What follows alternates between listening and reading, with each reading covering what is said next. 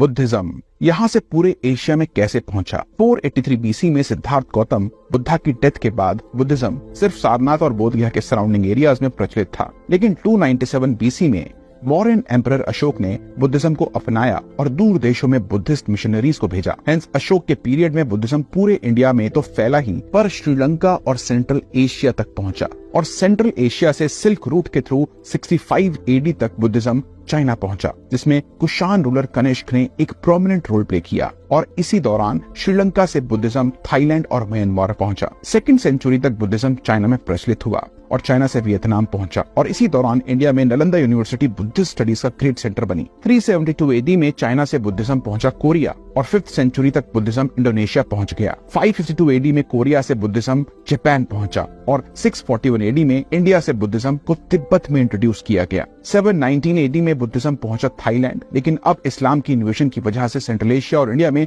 Buddhism decline होना शुरू हुआ और अल्टीमेटली नालंदा यूनिवर्सिटी को 1197 में और विक्रमशिला को 1203 एडी में जला दिया गया। 13th सेंचुरी में बुद्धिज्म तिब्बत से पहुंचा मंगोलिया। वहीं 15th सेंचुरी में इंडोनेशिया में इस्लामिक रेबेलियन के बाद बुद्धिज्म को इरेडिकेट कर दिया गया और 1920s में कम्युनिस्ट सोवियत्स ने मंगोलिया में और 1950s में कम्युनिस्ट चाइना ने तिब्बत एंड चाइना से बुद्धिज्म को इरेडिकेट करने की कोशिश करी।